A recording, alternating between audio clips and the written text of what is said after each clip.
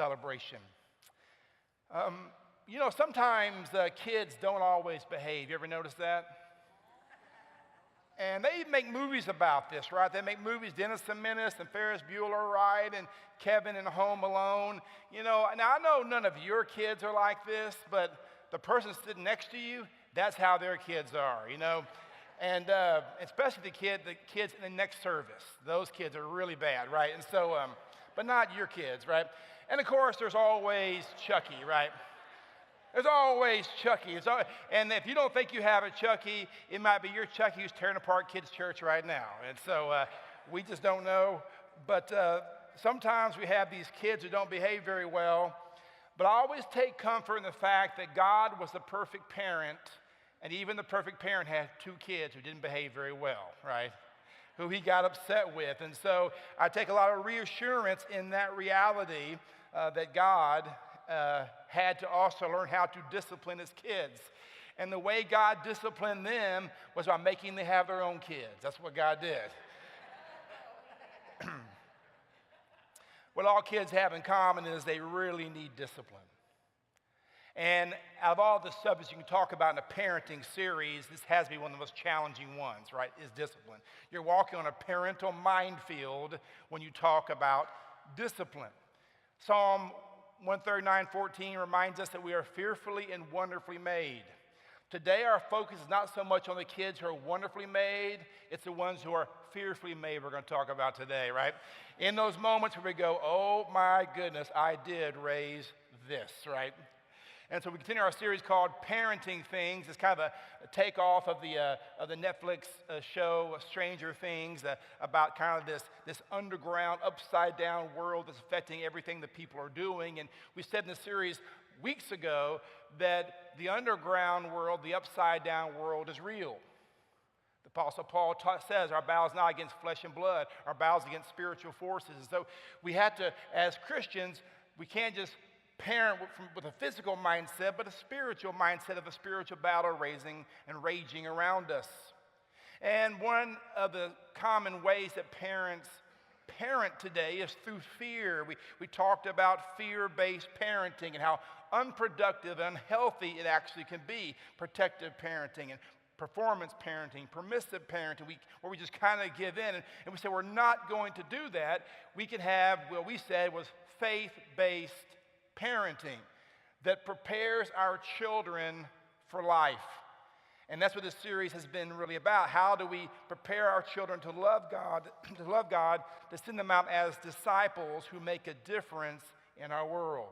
We don't have to have this emotional fear. There is a spiritual force of faith that we can have because we believe that God is bigger than all things. He's Lord over all, even Lord over the upside down world. And so we have confidence in that. And he's not left us wandering in the desert without any kind of direction. God's given us direction. And we've been in this series in the book of Deuteronomy this whole time talking about really the plan God gave the people 3,500 years ago as they're about to go into the promised land. And they're about to take this land. They've been out of the land for a long time, and they're about to go in and take this land. For centuries they've been out of this land, and it is promised to them. It has great potential, but also has many problems. It was a very godless society. It was a very unkid-friendly society, and so these people about to go into the land, even their parents had not really served God very faithfully. And so they're learning. If you're a parent and maybe you say, I'm not sure how to raise my kids in the faith, that's where they were. And so you can relate to where they were. And Moses is about to give them direction.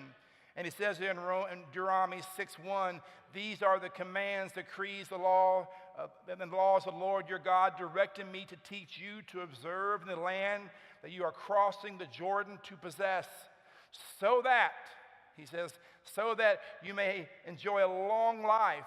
Hear, Israel, and be careful to obey, so that, he says, it may go well with you. Deuteronomy means second law. He's reminding them of the law he gave them years ago. And now he's giving them, he said, okay, I gave this to you years ago. Your parents didn't follow it. So now I'm going to give it to you a second time, the second law. And he reminds them of all the 10 commandments. He says, if you keep these commands, he says, and observe them, you'll enjoy a long life. It will go well with you. And of course, here he said, if you want to not just survive, but thrive in this upside down world, he says, if you want this to work with your kids, you got to obey what I'm telling you to do. Obey these commands. And we're in Deuteronomy 6. He's pointing back to Deuteronomy 5. He just gave them and reminded them of the 10 commandments. Deuteronomy 5:16, one of those was this: honor your father and your mother as the Lord your God has commanded you, so that you may live long and may go well with you in the land the Lord your God is giving you. There's a lot of perks in that promise. If you obey, he says, that you will live a long life. It will go well with you in this land. If kids obey parents, most likely they'll do well in life. They'll live a longer life, stay out of trouble, be safer, live longer. This is the Old Testament teaching. We've been talking a lot about that in this series. In the New Testament, the Apostle Paul actually quotes the Old Testament passage that Moses just gave us here, but he adds something to it in Ephesians 6:1. Children, obey your parents in the Lord, for this is right. That's what he adds. Obey your parents in the Lord. And then he quotes the Old Testament passage we just read in verse 2. Honor your father and mother, which is the first commandment with a promise, so that it may go well with you. You may live and enjoy a long life on the earth.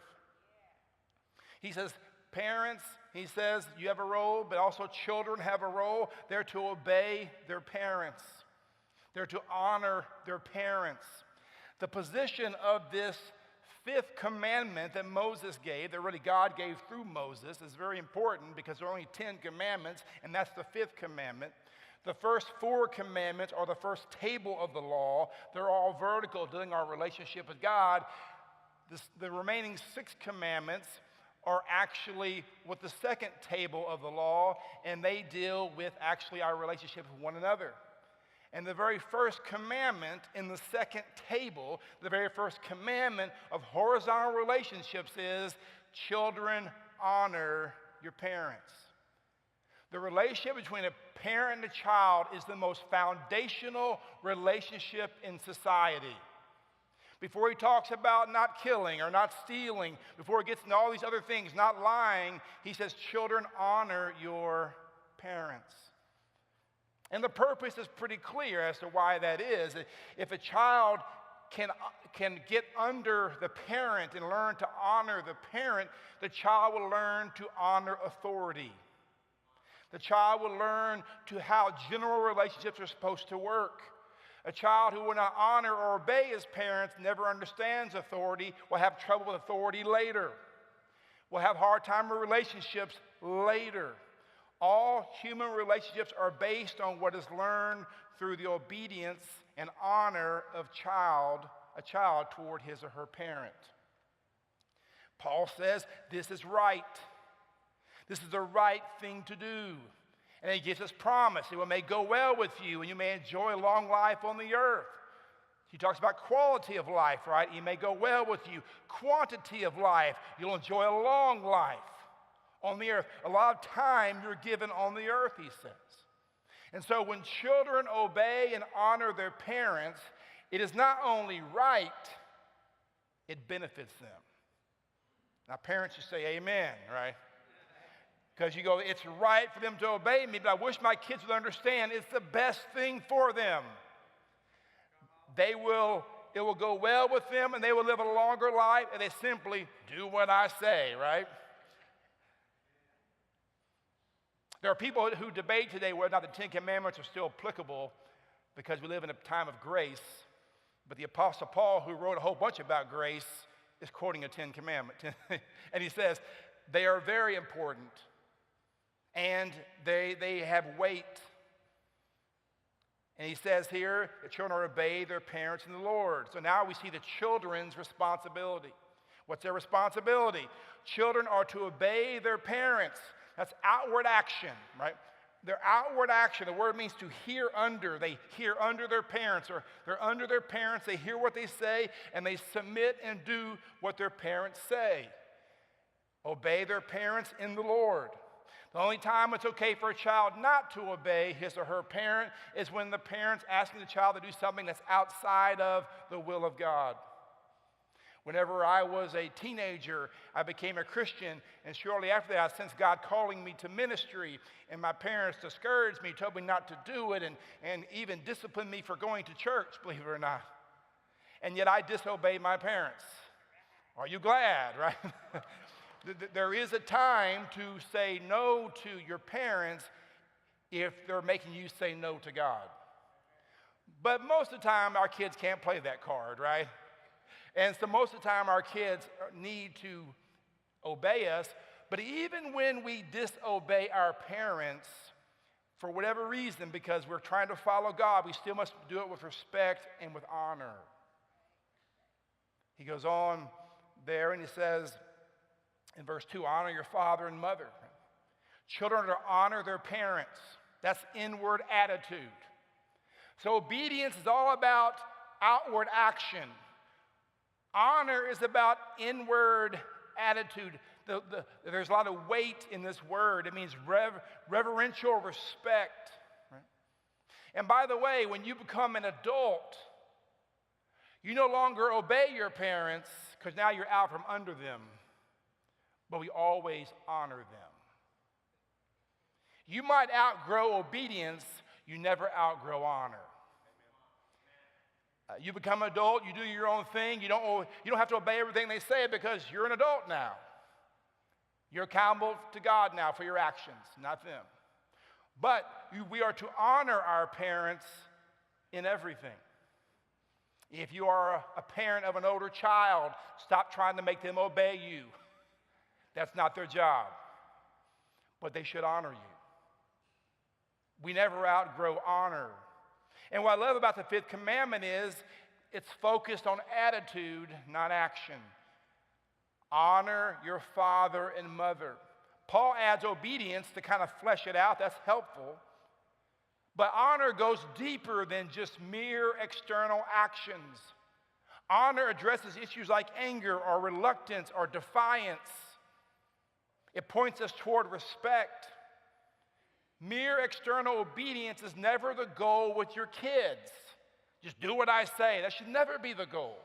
The ultimate goal is not outward actions, but inner attitude. The ultimate goal with kids is that they have an attitude of honor toward us. Parents must discern the attitude behind the action. We're going to talk about discipline in just a moment. When you're disciplining your kids, you must always separate action from attitude. And in my family, for example, we disciplined our kids a lot more for their attitudes than we ever did for their actions. Because the attitude is the key thing you're trying to form and you're trying to make and mold. Complaining and belly aching and giving you a certain look and rolling your eyes, those aren't all necessarily, they're actions, but they're mainly attitudes, aren't they? And that is what we are disciplining. When you address the attitudes, you'll get the actions thrown in. If you only address the actions, they might still have resentful attitudes they carry with them and rebellion. You have to go for the attitude. What's the parent's responsibility? Well, he says here, fathers, do not exasperate your children. Instead, bring them up in the training and instruction of the Lord. That's a parent's responsibility. You are to bring them up. It says fathers here, and he is talking to fathers, but that is a very general Greek word. It could also be translated parent. In other places in the Bible, it is translated parent. So it could be fathers, it could be parent, has application for both.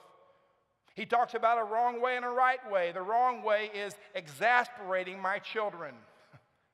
Something about parents, and especially fathers, we kind of like to mess with our kids, right? We kind of like to exasperate them. Helen would often tell me, you're exasperating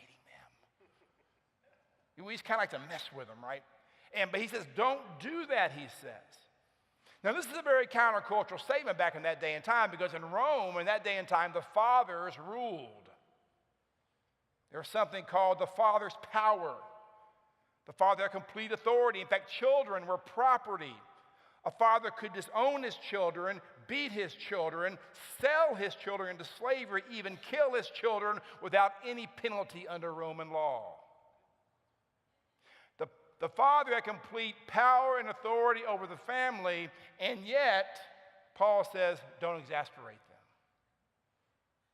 Paul was not a product of his culture. He spoke into his culture. He said, we have a higher standard as Christ followers. Don't exasperate them. And that word means to provoke to anger, to rouse up deep-seated anger. It's the ongoing pattern of treatment of a child that gradually builds up a deep-seated resentment and anger in that child. And sometimes parents do that. In his letter to the Colossians, Paul put it this way, Colossians 3:21, fathers, do not exasperate your children, that they may not lose heart. How many of our kids just lose heart? They get discouraged. That word means they lose their passion. How many of our kids have we just beat down and they've lost their passion, their life, their heart? He says, don't do that, he says. Now I realize children are capable of disobeying God all by themselves, disobeying us all by themselves, but sometimes they disobey because we exasperate them and we provoke them.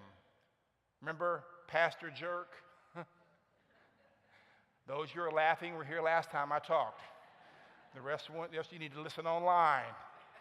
When my son called me Pastor Jerk because I was exasperating him, I was doubly sinning against him. I was provoking him, and then I caused him to break the fifth commandment. And I caused that to happen myself. That's why I did not discipline him. I actually apologized in that moment, even though he was being dishonoring. I needed to hear what he had to say. The wrong way is exasperating, but the right way is equipping my children. Paul says, do not exasperate your children. Instead, bring them up in the training and instruction of the Lord. And he gives 3 real practical how-tos. Bring them up, he says, train them and instruct them. Bring them up really means to bring up out of them. You bring up out of them what is in them. God's put stuff in them, you bring it up out of them. It's kind of this developmental process of our children. We're responsible to overlook and oversee the psychosocial, the spiritual, the developmental process of our children. Parenting is not a procedure. Parenting is a process. You know, as a guy, I'm real outcome-oriented. I just want to conquer things and move on. But that's not how parenting is. I remember Samuel, my oldest, when he was a kid, we would read books at nighttime. We're reading books, and I would find a book, okay, I'm going to say, okay, this book's about this thick and has a lot of pictures, and I'm going to do this in 2 minutes. I'm going to conquer the book and knock it out. Check, it's a procedure. I'm putting him to bed. Here we go. I'm reading, and I would get done reading the book, and he would go, more. The same, I had to read the book to you again? We just read this book, right? Because for him, it wasn't about conquering the moment. It was about us interacting together. Him experiencing this what we're reading together, right? And so you have to spend time with them to bring things up out of them. We talked a few weeks ago about having milestones with your kids. And I remember, and this was Helen's idea, and it was a great idea. She says, you should go on one trip alone with each boy every year. And so from the time they were little itty-bitty, we'd had a father and son trip. And they could pick where they wanted to go. Schlitterbahn, camping, hiking, right? Six Flags. And it was just me and one of them for like 1 or 2 days. And I'd come back and later on take the other one, right? That didn't really fit my schedule really well. But we're charged not to exasperate them, but to equip them. And part of that is bringing stuff up out of them, and takes time in life on life to see what's in them, to bring that up out of them, to mature in all areas. We bring them up and we train them. That's not just in what they actually, that's not talking to your kid. It's helping your kid learn to do things, helping them develop competence in different areas of life. And also we instruct them. That is speaking to them. It really means to put something in their mind. We put something in their mind. What do we put in their mind? He says that we bring them up in the training and instruction of the Lord. Right? We're giving them God's direction. It's God's training. It's God's instruction. We're giving them, we talked a few weeks ago about some tools that the church can give you to help you with those moments. But that is a parent's job. And they will not get there by themselves. They need our help. We possess a love for God, and we impress it upon our kids that we talked about weeks ago. We're bringing them up. We're training them. We're instructing them. This is all part of the equipping them. And we talked a few weeks ago about the how, the where, the when, right? We said, I train my kids anytime and anywhere and any way I can. We discussed that. Through modeling and methods and moments and milestones. Remember the baton, right? This is a race, right? And we talked about this weeks ago that we are to pass the faith. We possess the faith, then we impress it upon our kids. We possess it, then we impress it. We have to pass it on. And every parent has to make the decision, do I take all the brokenness in my life and do I pass them a baton of brokenness, or do I take all the brokenness in my life, give it to Jesus, allow him to remake, remold, and reparent me so I can not pass on brokenness, but I can pass on blessing. We've got to decide what we're going to give them. We can't exasperate them and pass on brokenness. We have to equip them and pass on blessing. And then we challenge them to grow. And you say, what if they don't do what I say? Right? What if they disobey? Right? What if they disobey? What if they're not really following my lead? Well, that's where discipline comes in. And so part of equipping them and not exasperating them is learning to discipline them. We're called to make disciples. Is that not correct? We're called to make disciples. And the reality is, disciple and discipline come from the same word. And there is no discipleship without discipline. I said weeks ago, don't delegate discipleship. How do you disciple your kids? We've been talking this whole series about how to possess it and impress it, all the things you can do. But one of the ways you disciple your kids is through discipline.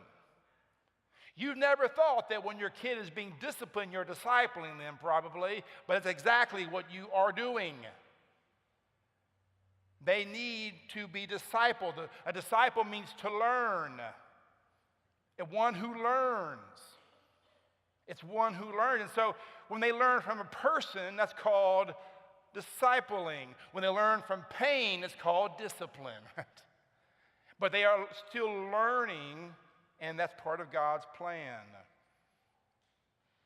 Look what the Hebrews writer says about discipline. Hebrews 12:6. The Lord disciplines the one he loves. God is treating you as his children. For what children are not disciplined by their father? No discipline seems pleasant at the time, but painful. But later on, however, it produces a harvest of righteousness and peace for those who have been trained by it. He says no discipline is pleasant. You know that's true, don't you? You know, you've been in sports, or you've had to discipline your body for a marathon or some activity. You know how painful discipline can be. No discipline is pleasant. It's always painful. But Paul says it produces something. It produces this idea of righteousness and peace, right? Righteousness, right living. Peace, right feeling.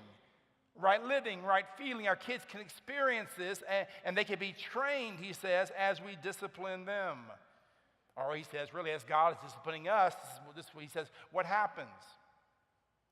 And notice in this passage how he tethers together discipline and love.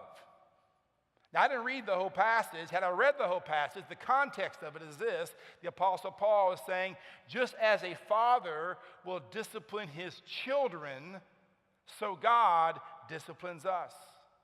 In fact, what he says, you should be encouraged by this. When God disciplines us, he's treating us as his children. Now, I have to admit, whenever I experience God's discipline, I never am that encouraged, right? Because he says it's not pleasant, it's painful. But he's trying to help them see the bigger picture here. He says, when a father disciplines his son, he says, it is proof that that son is his son. When a father disciplines a daughter, it's proof that that person is his daughter. Because every father, every parent who loves their child will discipline them. And he's trying to say, so when you're being disciplined, understand God is loving you. So when you reflect on the nature of God and his character, the perfect parent, if God disciplines his children out of love, we should do the same. Discipline is correction-driven love. That's what it is. It's correction-driven love. It's not enough to just discipline them, right? Discipline divorced from love will embitter your kids, exasperate your kids. But there needs to be this correction-driven love. And so just as God does not approve of all that we do, God definitely approves of us as who we are. In other words, God disciplines us. It doesn't affect the fact when we do wrong. It doesn't mean God doesn't love us anymore. He still loves us. In fact, because he loves us, he disciplines us. He loves us just as we are, but loves us too much to leave us as we are. And so parents love their kids as they are. They don't have to earn their love or earn their approval. They love them as they are, but we love them too much to leave them as they are. And so we discipline them. It's not an action, discipline, it's an atmosphere. Right? It's not a procedure, it's a process. It happens throughout your house. Punishment is focused on penalty, but discipline is focused on maturity. Punishment's about the past, discipline's about the future. How can I mold this person? Some of you are old enough to remember Dr. Spock. He wrote this book called The Common Sense Book of Baby and Child Care. And it was a classic of the 20th century. In fact, even in the 21st century, it's still in print in 39 different languages. It's probably the best-selling parenting book of all time. But the problem with Dr. Spock, he's been critiqued a lot because he was very permissive in his parenting style. He encouraged permissive parenting. But even when Dr. Spock was about to die, he was interviewed and was asked the question, what is one of the biggest problems with parents today? And Dr. Spock said, parents today are too permissive. Even though he wrote the book about it. He understood that they needed more. Discipline is not something done to a child, it's something that's done for a child. If you're disciplining them, you're doing something to them, you're angry at them, that's not discipline. That's rage. That's acting out. That's sin. But if you're doing something for them, to mature them, that is discipline. And if we don't do this for our kids, friends, they will go out into a world that will discipline them much more harshly than we will. Zig Ziglar said it well. The child that has not been disciplined with love in his little world will be disciplined without love in the big world. We have to discipline our kids. So how can we do this in a very practical way? In a very practical way. Let's talk about this. When it comes to discipline, number one, see the importance, right? We have to see the importance of discipline. Our kids are born with all kinds of good natural bents, a bent toward a certain gift, a bent toward a certain ability, a bent toward certain intelligence. They have these good bents in which they are born, but they also have negative bents. Psalm 51:5, surely I was sinful at birth, sinful from the time my mother conceived me. The word sinful means a crooked bent. There are these bents that are going the wrong direction. Right? The Bible says that God created humanity, Adam and Eve, they fell into sin. And now when they had kids, their kids were created in their image, in their likeness. Their kids also had this stamp of sin on them. They received this, they inherited it from Adam and Eve, this corruption, if you will, this bent. Theologians call it the Adamic nature or original sin or total depravity or fallen nature. You can call it what you want, but your kids have bad bents in them. They're born this way. I know you think little Johnny's an angel, right? But let me tell you, little Johnny is a born sinner. That's what little Johnny is. Like I said a few weeks ago, if you think your kid's an angel, it's probably your kid who's Chucky tearing apart kids' church right now, right? Because you think he's the best thing in the world, he has you totally snowed. What do you do with these bad bents? Let me take some pressure off you parents, especially the younger parents in the house. Younger parents are always so scared. I'm going to do something that's going to mess up my child. I'm going to do something that's going to mar my child. Can I just take some pressure off of you? Your child's already messed up, all right? Let me just take some pressure off of you, all right? You're thinking about the wrong thing. Well, I can't believe he said that. Well, that's what the Bible says. I'm just the messenger. Sinful at birth. Our kids need salvation. They don't just need reform, they need redemption. They need a heart change in their life.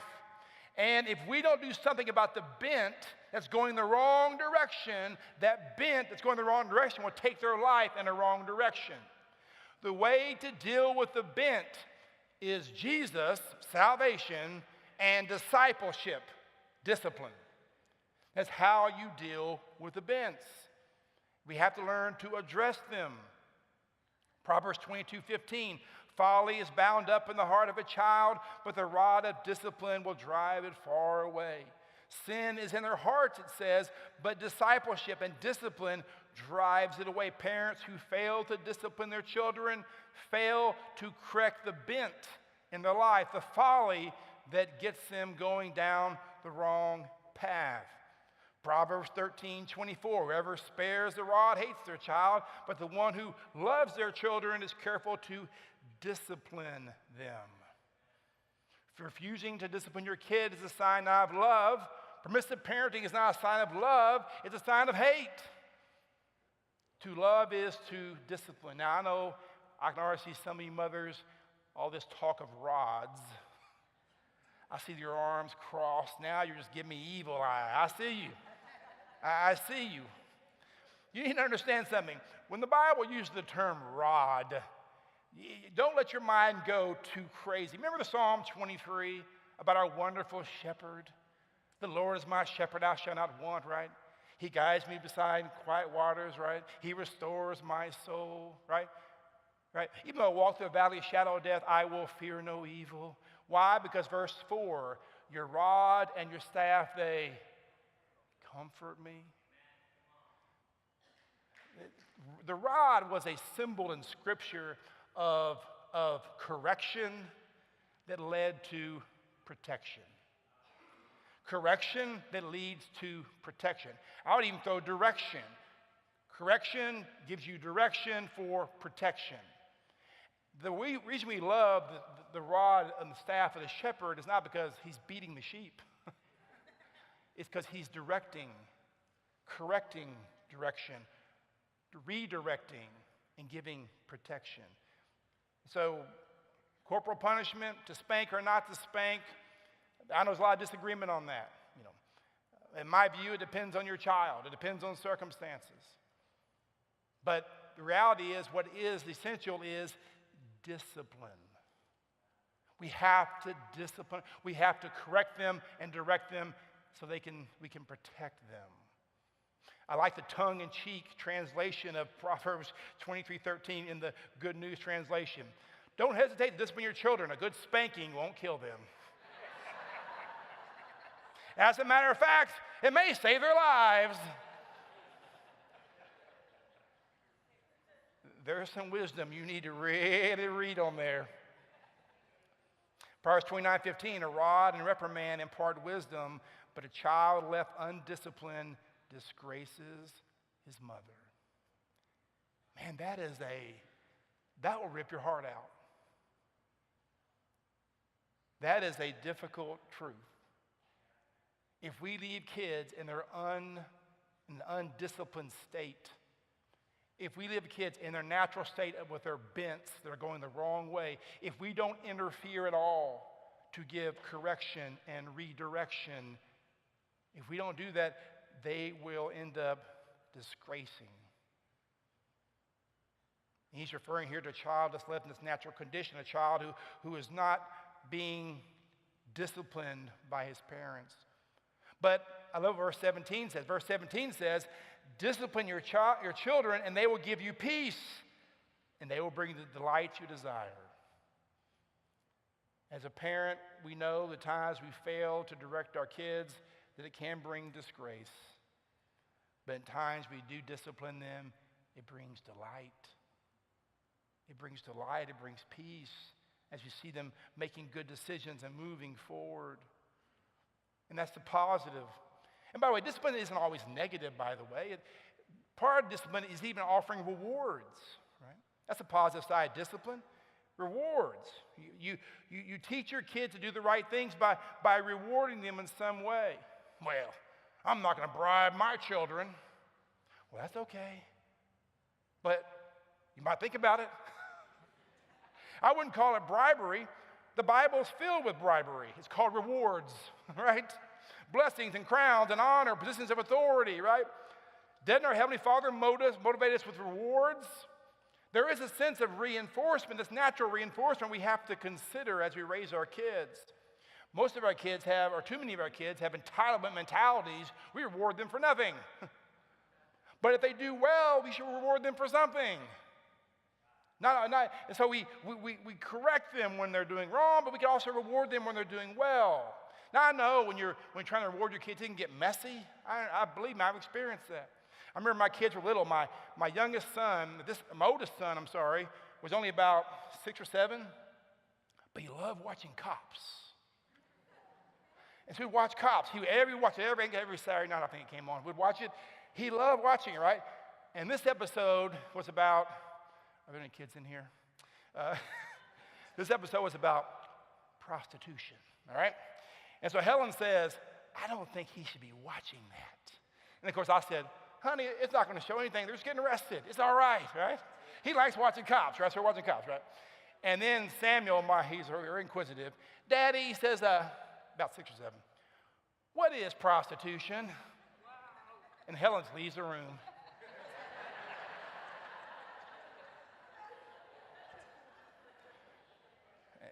In all my wisdom, I said, Samuel, prostitution is when you pay someone to do something for you. When you pay someone to do something for you, that's prostitution. Let's keep watching. Get ready. Here we go.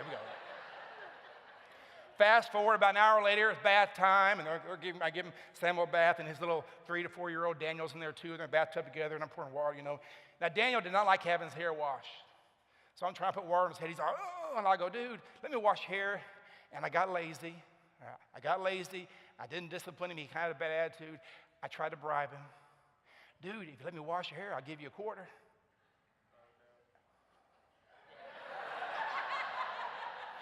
Samuel, the look of horror.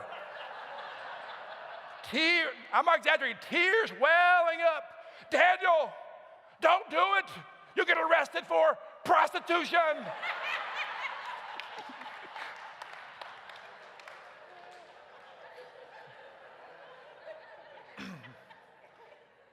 Isn't it encouraging to know that you can do it too? If that guy can be a parent, I know I can. His kids seem to be okay. There's hope for me.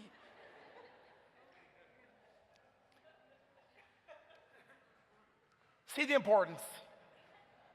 It's important we discipline our kids. Correct, but also reward we need to. Start early is another thing we need to keep in mind. Start early. Oh, that's so important, right? Proverbs 19:18. Discipline your children while there is hope. Otherwise, you'll ruin their lives. Wow. Other translations say, discipline them while they are young enough to learn, or you'll destroy them. Another translation says, discipline them while they are young. Do not be a willing party to their death. Start soon, or you might have a loon, right? You have to start early. I see kids, and they're itty bitty, they're coming up, and parents are just kind of letting the kids, listen, I know you think it's cool when your little kid has a fit in Walmart. I know you think that's real sweet. We don't like it. Who doesn't like it? Am I the only one?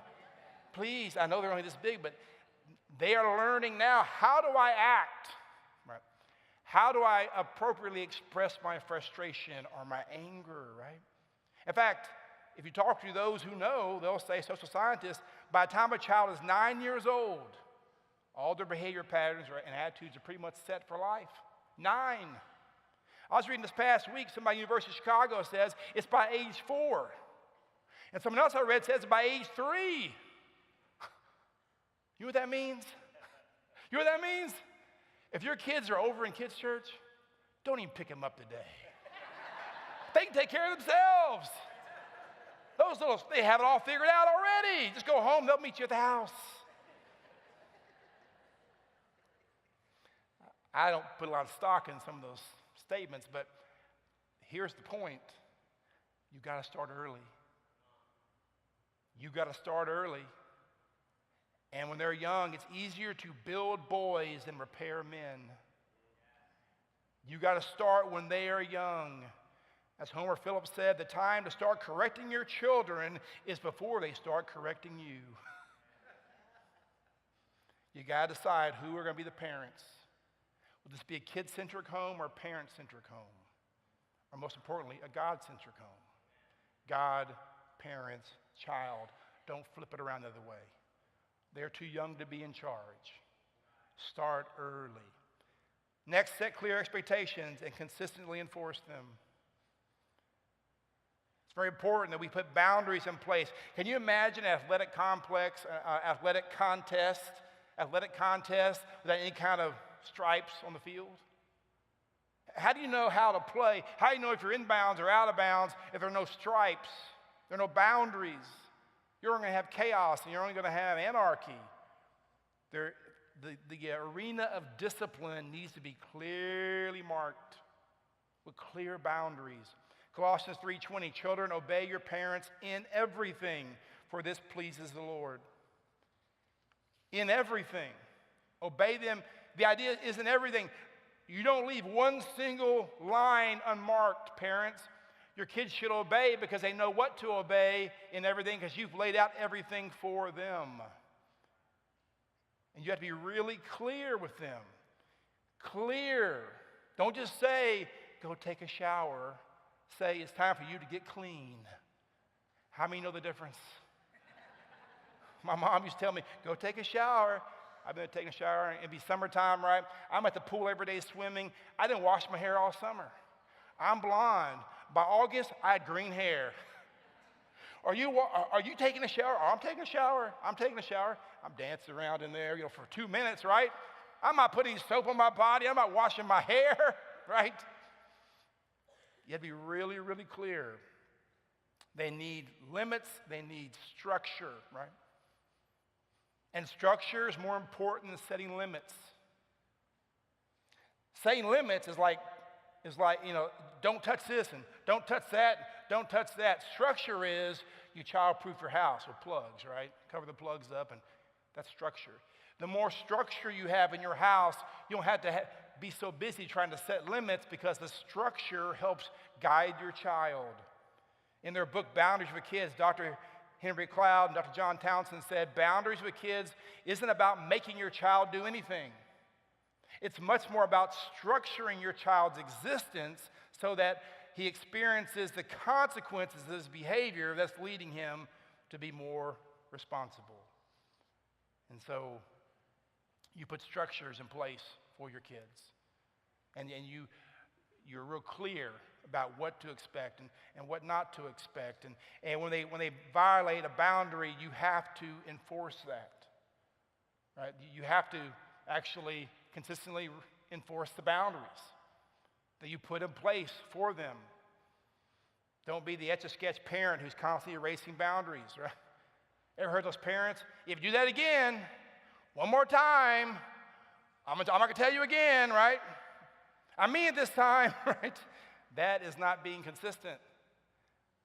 If there's yelling, if there's nagging, if there are power struggles involved, there's probably not enough structure. Probably not enough consistency in enforcing the boundaries. And so you must get really involved. And I know guilt can hurt parents. Guilt, if you're working too much, if you're from a divorced family, you might have a certain amount of guilt, and so you don't want to push things on your kids too much. But I'm telling you, they need the consistency. They need that structure. And they need to learn that no means no, and consequences will come. Another thing is stay controlled so that discipline is not destructive. Stay controlled so discipline is not destructive. James 1:20, human anger does not produce the righteousness that God desires. I have great regret over times, and I still remember them, when I got too angry with my kids. And one time my youngest bowed up to me like at 2 o'clock in the morning or something. He bowed up. I mean, he literally put his chest out and bowed up, and I bowed up to him. And I thought, something's about to happen right now. It's about to go down, right? And I remember how I spoke to him in that moment. And I mean, other times with my kids where I thought, man, I wasn't as controlled as I should have been in those moments. Other times I thought I was very submissive to the Spirit, allowing, you have to sometimes take a break, pause, right? And you have to re-engage. Sometimes if you are angry while you're disciplining, it's probably not going to go well. Because our anger does not accomplish what God wants and doesn't even accomplish what we want. Sometimes we have to walk away from it all. We talked earlier about not exasperating our children. You discipline them out of anger, it exasperates them.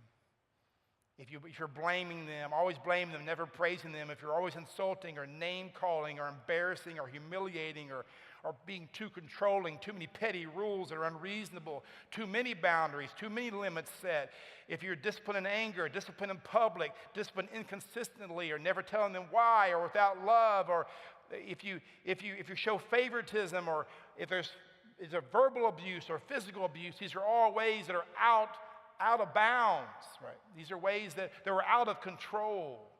The Bible talks about the tongue being like a fire, tongue having the power of life and death, but it also says a gentle answer turns away wrath. So in those moments, those heated moments, you might have to go out, take a break, and then come back in and have a conversation. Or if you do what I did sometimes, and I crossed the line, and I wasn't self-controlled, and I said something in anger that I shouldn't have said, as parents, we have to learn to say, I'm sorry. I was wrong. Will you forgive me? If we're not controlled, we will crush their spirits. And when you crush a child's spirit, they close off to you, and you lose influence. The only way to open that spirit up is saying, Dad was wrong. Will you forgive me? It's the gospel. It's how it works. There should be a whole lot of forgiveness floating around your house. You should be forgiving your kids. They should be forgiving you. But the reality is that we must try to stay controlled. Another one is to seek to be fair, explaining the reasons for the discipline, considering the circumstances, and allowing for my child to experience the natural consequences of their behavior. Micah 6:8 says, He has shown you, O mortal, what is good. What does the Lord require of you? And he mentions some things here, but the first one he mentions is this, to act justly. The Lord requires justice. He requires us to be fair, to be right, to do things the right way. Your child should never be disciplined without you knowing why, without them knowing why. I know kids who've been disciplined, they have no idea why their parents were disciplining them. Are they disciplining their kids for the wrong things? What do they do? And was it right or wrong? And how can they handle this better? You have to talk to them about these things. You got to consider the circumstances as well. That's how to be just and fair, right? You change your discipline based on the child, who the child is perhaps, based on the circumstances. You don't discipline for childish behavior like making mistakes or spilling the milk accidentally or, tripping over something in the house. You don't discipline the kids for that the way you would discipline them for when they're being defiant. I know kids who accidentally spill milk at the table. They're just being silly. They should not have been silly, and they should have been disciplined to some degree. But you would think that they did something terrible. The raging that father does. For defiance, there's stronger posture. But we have to be careful and mindful and discerning of the circumstances. Discipline is not a prepackaged plan. It's a personal plan. For every child, they're each different. And allow the natural consequences of their behavior, right, to land. If you're a parent of teenagers, the best way to parent teenagers is not through you manufacturing consequences. Let them rest in the ones they create. That means they pay for the new car, or they pay for the broken window, or if they don't get a sweet phone anymore, they get a little flip phone or something, a little burner phone. Why do we keep rewarding them? They don't feel the weight of their irresponsibility or their bad behavior. The best consequences and also get you out of the power play. You're not in the power play anymore. I'm sorry you don't have a nice phone. Oh my gosh, I'm sorry you destroyed your phone. But you can have this one. I don't want that. Well, you broke your other one. What are we going to do? That's not really my problem. It's yours. Here's your phone. You want a new phone? A nice phone? Well, you're working, right? Well, you need to save more money. Use this one until then, right? But we bail our kids out. And they don't learn. And that, by the way, that is not fair to them. Not to feel the weight of the... When they're older, they've got to feel the natural consequences. It gets you out of the power play with them, and they're having to grapple and learn how life works without mom and dad interfering in the process. And strive to balance conditional discipline with unconditional love. And I've already kind of talked about this, so I don't need to say much about that. Strive to balance conditional discipline with unconditional love, right? The Bible talks a lot about the fact that we are to love unconditionally, love our kids and love everyone, right? Too many parents are too hard, too serious, too severe, too rigid, too militaristic, too controlling, right? Things they should blow off, they just blow up. We can't be permissive parents, but there's a balance there somewhere, and our kids need to know no matter what they do that we always will love them. My kids told me some things sometimes they thought I would shame them over, and sometimes they need discipline, but I always let them know, Dad loves you. There's nothing you can do. Dad, are you disappointed? One of them asked me one time, Dad, do you still love me? I said, why would you ask that? There's nothing you'll ever do to cause me not to love you. And we hugged, cried, prayed. Discipline's always conditional. No, it's not conditional. They broke the rules. There's something called grace. And you got to balance that. Not being overly permissive, but it's not always, it is conditional because there's sometimes but there's also this unconditional love you always must have. Psychologist Tim Clinton talks about attachment discipline. He said, if you're not attached to your kids, you'll never be able to discipline them. Right? I talked about this weeks ago, right? Rules minus relationship equals what? Rebellion. If you're going to have rules, you better have a relationship, attachment, discipline, or there's going to be rebellion. And lastly, shepherd my child's heart, right? I shepherd my child's heart. You've heard this almost every Sunday, haven't you? I hope you remember this from this series, that we are called to shepherd our kids' heart. Are the rules important? Yes, but the relationship is more important. Are the actions they did, right or wrong, important? Yes, but the attitude is more important. Obedience is one thing, honor is something else. You have to shepherd their heart. Ted Tripp, in his book, Shepherding a Child's Heart, says, a change in behavior that does not stem from a change in the heart is not commendable, it is condemnable. And how often do we settle for condemnable behavior? Well, they're doing the right thing. They came in at the right time. They're making the right grades. If we're too focused on that behavior, but not the heart, we will fail our children. We will fail them. And parent, can I simply say this? The best way for your kids to follow you is for you to follow God.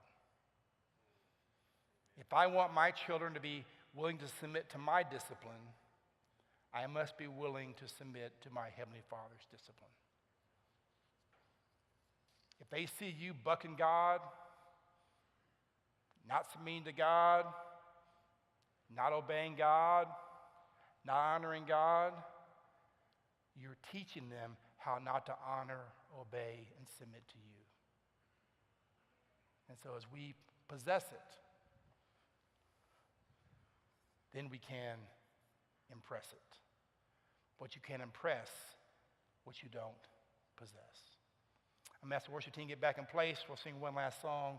We have a prayer and care room back here in the back. I encourage you to go back there for any need you have, any concern you have.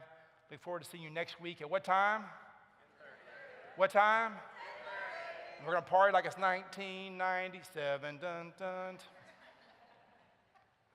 Father, I thank you so much for your word. Lord, we thank you for our children. Lord, they are wonderfully made. But Lord, sometimes they're difficult, just like we were difficult. Help us to parent in a way that's honoring to you and honoring to them. Help us not just be thinking about actions, but attitudes. Help us look beyond what they're doing, look at their hearts. Help us shepherd their hearts. Help us not to be overbearing or too permissive, but help us exercise a balance with grace, just as you do with us. Lord, the wonderful responsibility, the wonderful privilege of discipleship, of discipline we have with our kids. We thank you for that. And right now, we open our hands up and say, Father, we want to submit to you. Submit to you fully. That our kids will submit to us as they watch us yielding to you. Father, as we stand a moment to sing this last song, may we proclaim loudly and with our voices high that you're a God that gives new life. You're a God who reparents, remolds, remakes. If anybody in this room today who's living as a dry desert, spiritually, Father, may you flood their lives and produce a beautiful garden and harvest their life. As we stand and sing, Father, remind us you are a God who turns deserts into beautiful gardens. If we're worried about our homes and we're worried about the deserts they become, give us hope as we proclaim this last song that they can be living and vital and fruitful gardens. And we believe this all in Jesus' name.